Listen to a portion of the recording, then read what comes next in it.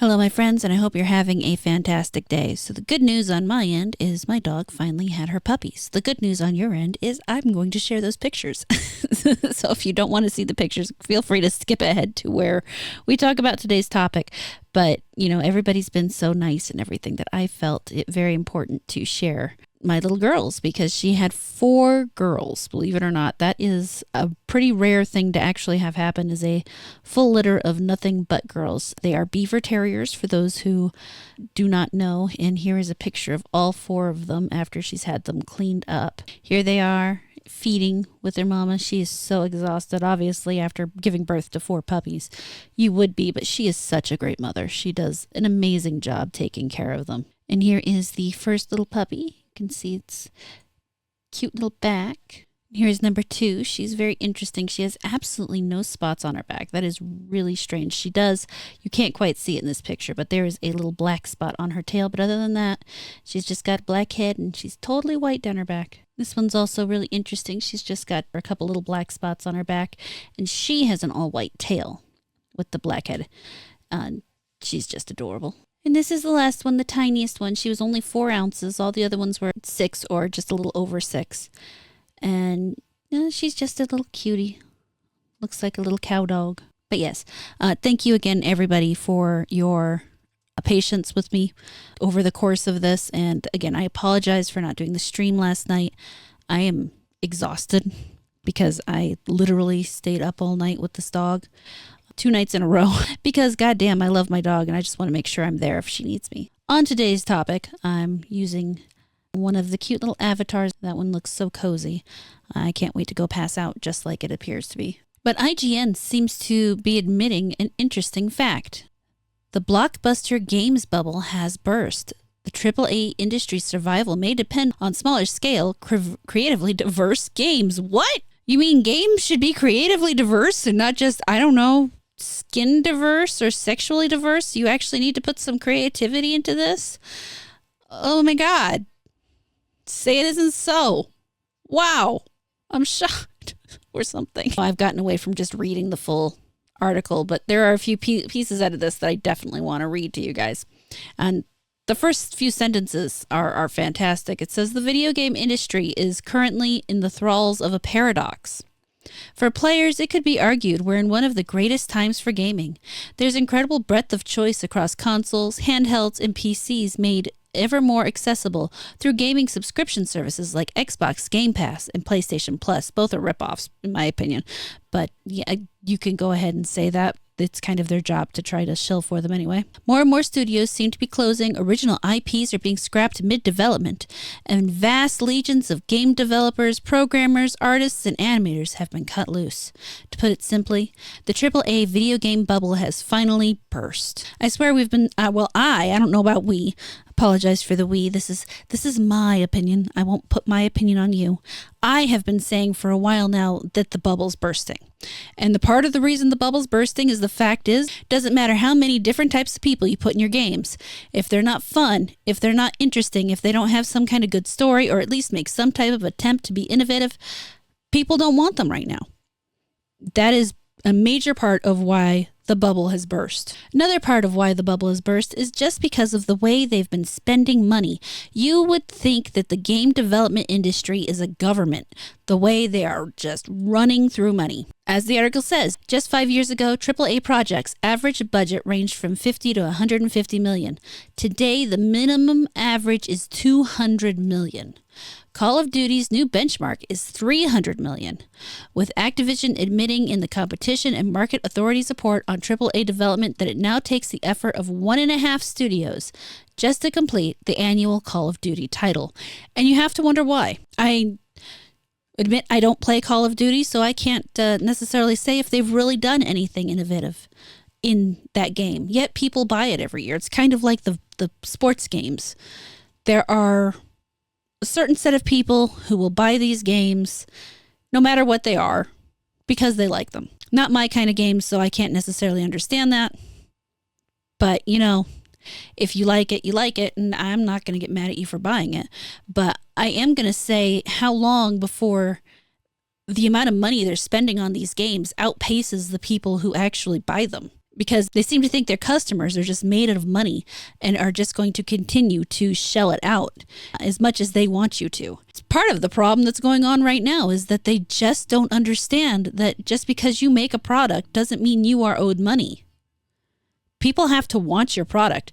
They have gone from being an industry where the best, the most passionate were the ones who succeeded, to an industry where people who could half-ass it, put something out, can make some money. So when you go below half-assing even, you can't expect to make anything because there are so many competitors out there. But then you have things like an anonymous publisher admitting that development costs for one of its franchise reached $660 million, with $550 million of marketing costs on top of that for a $1.2 billion game. I have no idea what game they've made. I have no idea how in the world it's making money, or if it even is. But that is insane. And of course, with these kinds of failures, with these huge budgets and lack of immediate return, people are getting fired. Yes, there are tons of layoffs, tons of studio closures. All of these things are happening in the gaming industry, and they're happening because the companies have decided to invest more money than they're getting back because they misread the market, because they're not actually listening to the market, and they haven't listened to the market for a long time. So they are finally reaping what they've sowed in terms of lack of attention to their customer. To continue the lack of attention to their customer, they continue to kill new original IPs because they just have a deep-rooted fear, as this says. It reflects a deep-rooted fear to engage with anything new and original. It is absolutely terrifying to them to try to do anything new. They think that if they can make just enough money off of a game that is okay, that goes, I mean, it's the same thing that fucking entertainment's doing in general. That's why you have the Rings of Power show that has absolutely nothing to do with actual Tolkien and is just a money grab using his name. It's the same reason you have all these video game TV shows coming out. Some of them better than others. I've heard good things about The Last of Us TV show, even though it doesn't necessarily follow the plot of the game beat for beat. And I know there are people out there who liked the Fallout show, though that one seems to be quite contentious with the people that I know. Of course, then you have them taking older movies like Willow and making absolutely terrible TV shows.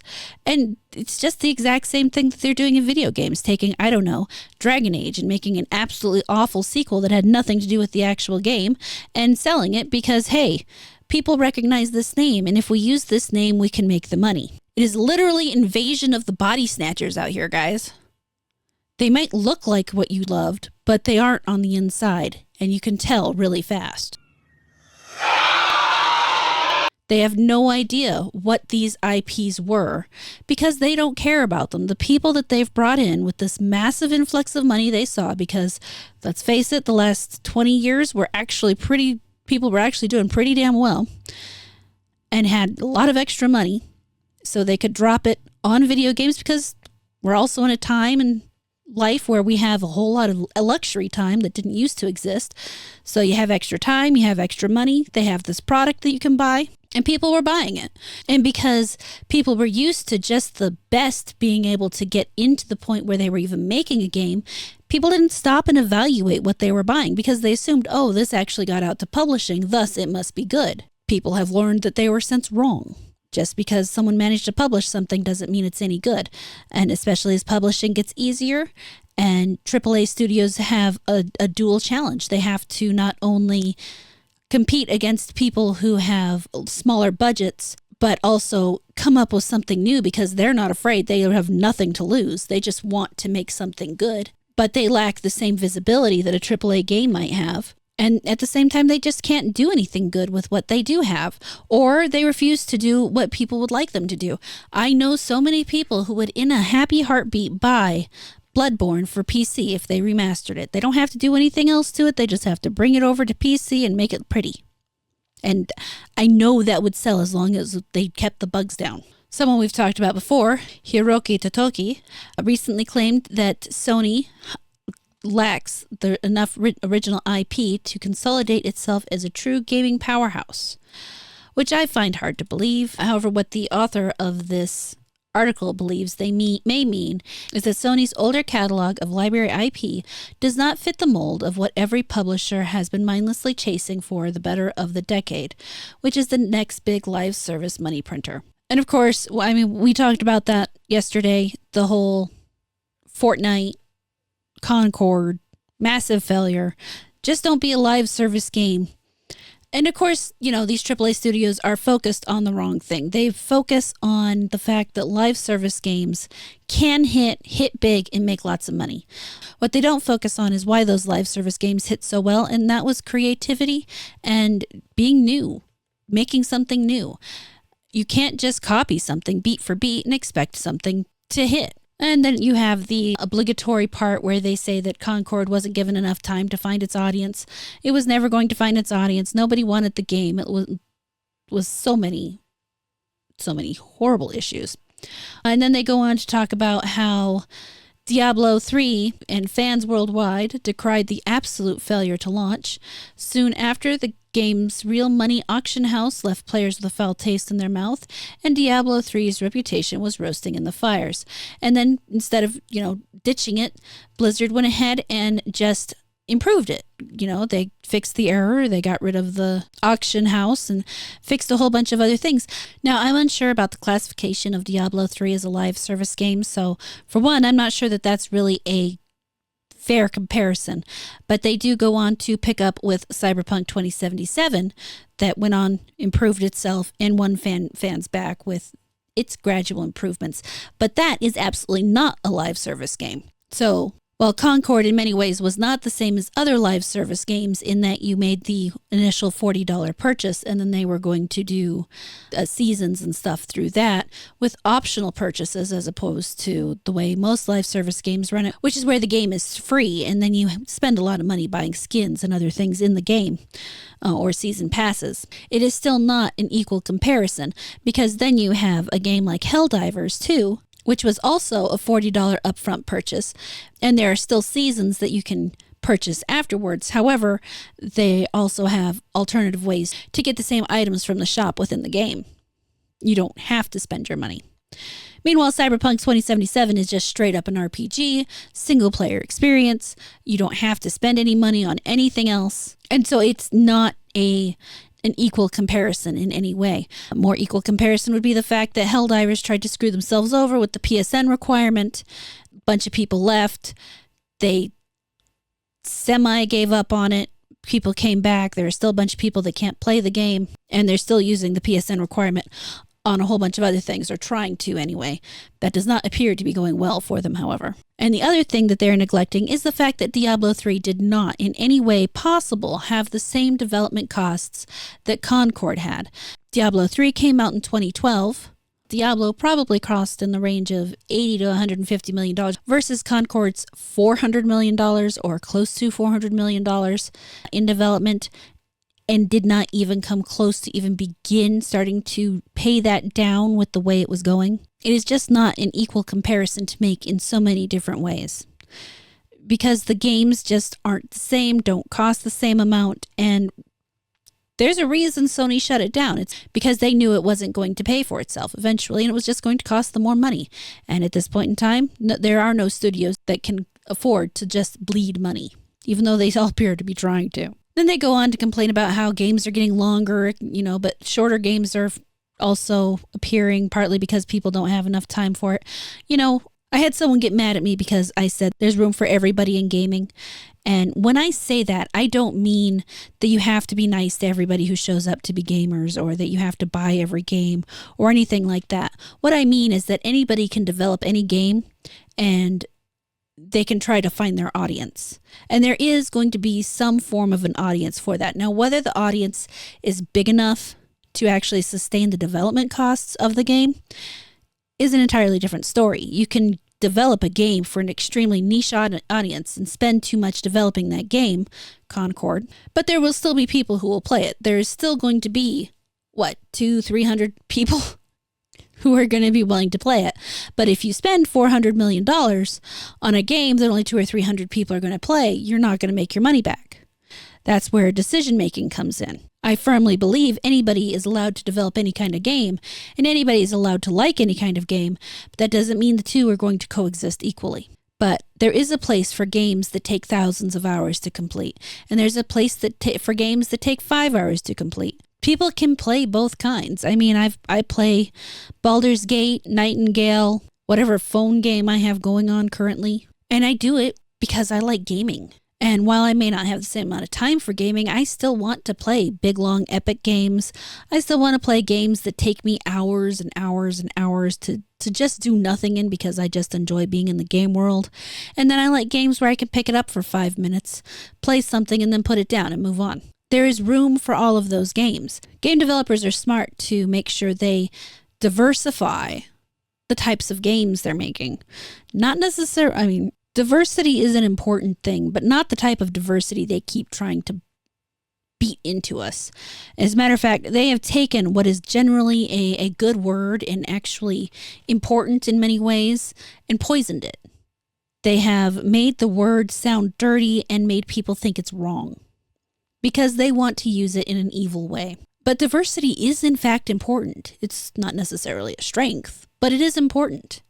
Because there is always a need to have things that are different out there.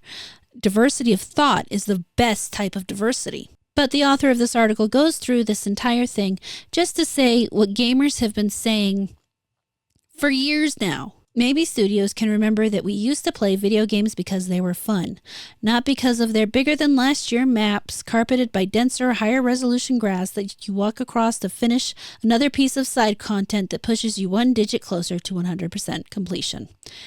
And yeah, AAA has definitely lost that. And they've lost the idea of what a good plot is. They don't understand gaming anymore because the people designing the games for the most part aren't actually gamers. And that's what they really need to get back to. And yes, that means people are going to lose their jobs. That means people are going to have to get fired and find something else to do because they don't actually love gaming. Thus, they should not be game designers. Or they need to go out and open their own studio and create whatever niche game they want to create and find their audience. Those are what the options are. There really is no in-between on this. And if they find their audience, good for them. A lot of us won't be in it, though. And they need to plan accordingly. Of course, good luck getting the money much of the time. All that said, what do you guys think? I find it hilarious personally that IGN is actually allowing this article to be published because, let's face it, they don't want to admit this. But at the same time, maybe they think no one will notice. And they think they can get ahead of the curve and make it sound like they were always on our side. When they're still not. And personally, I wouldn't ever call them that. But thank you guys again so much for being here on the channel, for listening to me. I'm still pushing for 5,000 subscribers by the end of the year, so if you aren't already subscribed, I would like to humbly request that you do so. If you don't, no hard feelings. I just like the fact that you're here either way. I just want to see the number click over. That's all. And if you click the bell, you get the benefit of knowing when my videos come out. But let me hear from you down in the comments. Thank you so much for watching this video. I really hope you enjoyed it. Please like, comment, subscribe, and turn on the notifications. If you really liked it, you can feel free to share it around, and I will catch you later.